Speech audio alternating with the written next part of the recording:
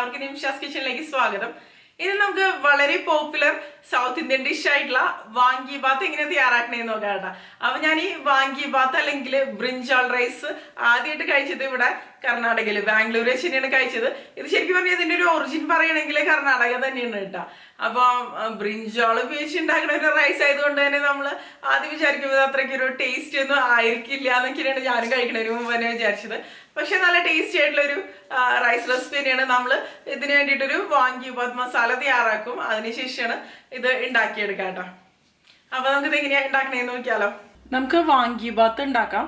അപ്പൊ അതിന് വേണ്ടിയിട്ട് ഞാനിവിടെ അരി എടുത്തിട്ടുണ്ട്. ഇതിപ്പോ ജീര റൈസ് ആണ് കേട്ടോ. ഏത് ടൈപ്പ് പച്ചരി വേണമെങ്കിലും നിങ്ങൾക്ക് ഉപയോഗിക്കാം. ബസ്മതി റൈസോ അല്ലെങ്കിൽ ഇതുപോലെ ജീരകശാല റൈസോ ഏത് ടൈപ്പ് പച്ചരി വേണമെങ്കിലും നിങ്ങൾക്ക് ഉപയോഗിക്കാവുന്നതുള്ളൂ. നന്നായിട്ട് കഴുകിയിട്ട് നമുക്ക് കുറച്ച് സമയം ഒന്ന് കുതിർത്തിയെടുക്കാം. അല്ലെങ്കിൽ ഡയറക്റ്റ് കുക്ക് ചെയ്താലും കുഴപ്പമൊന്നുമില്ല. അപ്പൊ ഈ ഒരു ജീര റൈസ് ഒരു 15 മിനിറ്റോളം സമയം ഞാനൊന്ന് കുതിർത്തിയെടുക്കണം. ഈ ഒരു സമയം കൊണ്ട് നമുക്ക് ഈ വാങ്കി ബാത്ത് മസാല ഒന്ന് ഉണ്ടാക്കാം.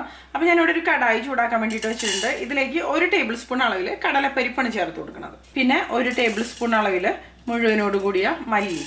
പിന്നെ വേണ്ടത് ഉഴുന്നാണ്, ഇത് 1/2 ടേബിൾ സ്പൂൺ അളവിൽ. പിന്നെ മുഴുവനോട് കൂടിയ കുരുമുളക് 1/4 ടീസ്പൂൺ. പിന്നെ ഇതിന് വേണ്ടിയിട്ട് ഞാൻ എടുത്തിരിക്കുന്നത് 2 ഏലക്കായ ഇതിലേക്ക് ഇട്ട് കൊടുക്കാം. 2 ഗ്രാമ്പു, ഒരു ചെറിയ കഷ്ണം കറുകപ്പട്ട. പിന്നെ 1 ടേബിൾ സ്പൂൺ അളവിൽ ഇത് ഉണങ്ങിയ നാളികേരാണ്, കൊപ്ര അല്ലെങ്കിൽ ഡെസിക്കേറ്റഡ് കോക്കനട്ട് ആണെങ്കിലും നിങ്ങൾക്ക് ഇതിന് വേണ്ടിയിട്ട് ഉപയോഗിക്കാം.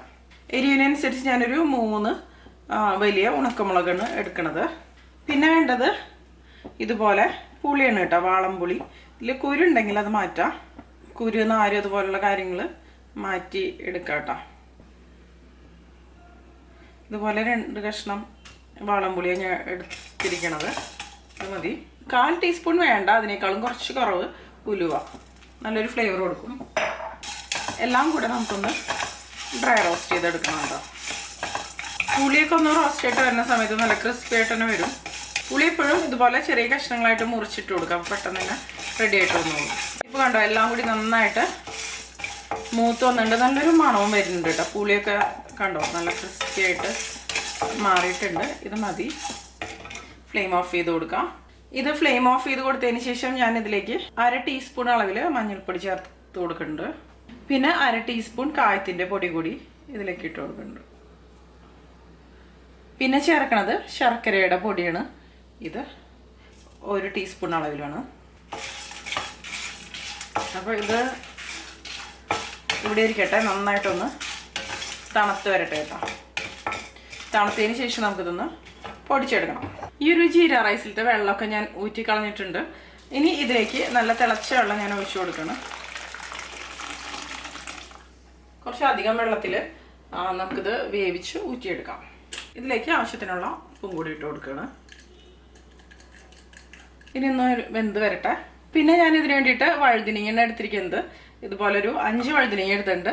നന്നായിട്ട് കഴുകിയെടുത്താണ്. അതൊന്ന് കട്ട് ചെയ്തെടുക്കാം. വഴുതിനിങ്ങ നമുക്ക് ഇതുപോലെ ഒന്ന് മുറിച്ചെടുക്കാം. ഒരുപാട് ചെറുതാക്കണ്ട, ഈ ഒരു വലിപ്പത്തിലാണ് ഞാൻ മുറിച്ചെടുക്കുന്നത്. ഞാൻ റൈസ് കുക്ക് ചെയ്ത് എടുത്തിട്ടുണ്ട്. പിന്നെ ഇത് നമ്മുടെ വാങ്കി ബാത്ത് മസാല പൊടിച്ചെടുത്തിട്ടുണ്ട് കേട്ടോ, മാറ്റി വയ്ക്കാം. ഞാൻ സെയിം കടായിലേക്ക് തന്നെ ഞാൻ എണ്ണ ഒഴിച്ച് കൊടുക്കണം. 1.5 ടേബിൾ സ്പൂണോളം അളവിൽ എണ്ണ ഒഴിച്ച് കൊടുത്തിട്ടുണ്ട്. എണ്ണ ചൂടായിട്ട് വരുമ്പോൾ ഇതിലേക്ക് നമുക്ക് 1 ടീസ്പൂൺ കടുക് ഇട്ട് കൊടുക്കാം. പിന്നെ ഇതിലേക്ക് 1 ടീസ്പൂൺ ഉഴുന്ന പരിപ്പ്, 1 ടീസ്പൂൺ അളവിൽ കടലപ്പരിപ്പ്. പിന്നെ ഇതിലേക്ക് ഒരു 1/4 കപ്പ് അളവിൽ കപ്പലണ്ടി, ഇതിപ്പോൾ പച്ചക്കപ്പലണ്ടി കേട്ടോ.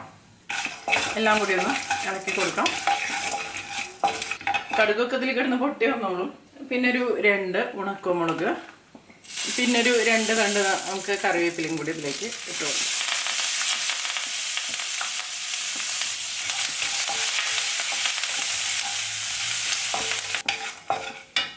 ഇപ്പം ഇതെല്ലാം കൂടെ റെഡി ആയിട്ട് വന്നിട്ടുണ്ട്.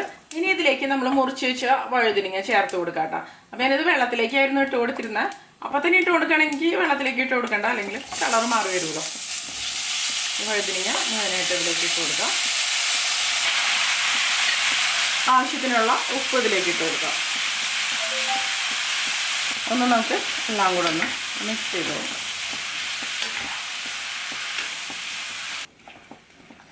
ഇനി ഇതിലേക്ക് നമ്മൾ റെഡിയാക്കി വെച്ച ആ ഒരു വാങ്കി ബാത്ത് മസാല ഉണ്ടല്ലോ അത് ചേർത്ത് കൊടുക്കാം. മുഴുവനായിട്ട് തന്നെ ചേർക്കണ്ട, ഞാൻ ഇതിന് വേണ്ടിയിട്ടുള്ള അളവ് തന്നെയാണ് കേട്ടോ പൊടിച്ചെടുത്തിരിക്കുന്നത്. അപ്പോൾ ഇതുപോലെ വാങ്കി ബാത്ത് മസാല ഉണ്ടാക്കിയിട്ട് നിങ്ങൾക്ക് വേണമെന്നുണ്ടെങ്കിൽ സ്റ്റോർ ചെയ്യാം. ഒരു എയർ ടൈറ്റ് കണ്ടെയ്നറിലാക്കിയിട്ട് വെച്ച് കഴിഞ്ഞാൽ കുറേ നാൾ നമുക്കത് സൂക്ഷിക്കാൻ പറ്റും. കൂടുതൽ നാൾ വെക്കണമെന്നുണ്ടെങ്കിൽ നിങ്ങൾക്ക് ഫ്രിഡ്ജിലും ആണെന്നുണ്ടെങ്കിൽ സ്റ്റോർ ചെയ്യാം കേട്ടോ. അപ്പോൾ ഉണക്ക നാളികേരം നിങ്ങളുടെ കയ്യിലില്ല എന്നുണ്ടെങ്കിൽ നിങ്ങൾക്ക് സാധാരണ ഫ്രഷ് ആയിട്ടുള്ള നാളികേരാണെങ്കിലും ഉപയോഗിക്കാവുന്നതുള്ളൂ. എല്ലാം കൂടെ ഇതുപോലെ ഒന്ന് മിക്സ് ചെയ്ത് കൊടുക്കാം. ഇനി നമുക്കിതിലേക്ക് വെള്ളമൊന്നും ഒഴിച്ചു കൊടുക്കേണ്ട ആവശ്യമില്ല. അടച്ചു വെച്ചിട്ട് തീ കുറച്ചിട്ട് ഈ വഴുതിനിങ്ങ ഒന്ന് നന്നായിട്ട് വെന്ത് വരട്ടെ. ഇനി നമുക്കിത് തുറന്നു നോക്കാം. ഇപ്പം കണ്ടോ, അത് കറക്റ്റായിട്ട് വെന്ത് വന്നുണ്ട്.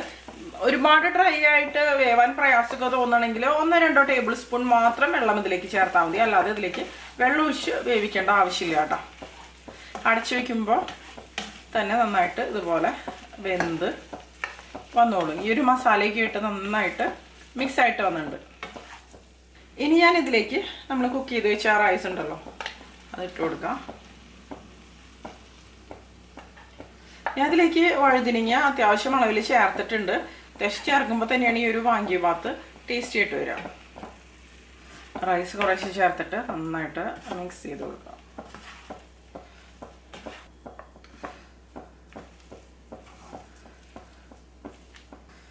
നന്നായിട്ടൊന്ന് മിക്സ് ചെയ്ത് കൊടുക്കുക. ഇനി ഇത് അടച്ചു വെച്ച് വേവിക്കേണ്ട ആവശ്യമൊന്നുമില്ല. തുറന്ന് വെച്ച് തന്നെ കുറച്ച് സമയം ഒന്ന് മിക്സ് ചെയ്ത് കൊടുക്കാം. അപ്പോൾ കണ്ടോ, നമ്മുടെ വാങ്കി ബാത്ത് റെഡി ആയിട്ടുണ്ട്. ഇത് നിങ്ങൾക്ക് റൈത്തയുടെ കൂടെ കഴിക്കാം, അല്ലെങ്കിൽ പപ്പടോ അങ്ങനത്തെ എന്തെങ്കിലും ചെറിയ കോമ്പിനേഷൻസിൻ്റെ കൂടെ നമുക്കിത് കഴിക്കാവുന്നതുള്ളൂ കേട്ടോ. ടേസ്റ്റ് ചെയ്ത് നോക്കാം. ഉപ്പ് കുറവാണെങ്കിൽ ചേർത്ത് കൊടുക്കുക. ഞാൻ ടേസ്റ്റ് ചെയ്തപ്പോൾ ഉപ്പ് ആവശ്യത്തിന് ഇതിലുണ്ട്. അപ്പോൾ നമ്മുടെ വളരെ സിമ്പിളായിട്ട് തയ്യാറാക്കാവുന്ന ടേസ്റ്റി ആയിട്ടുള്ള വാങ്കി ബാത്ത് റെഡി ആയിട്ടുണ്ട്. എല്ലാവരും തയ്യാറാക്കി നോക്കാം കേട്ടോ.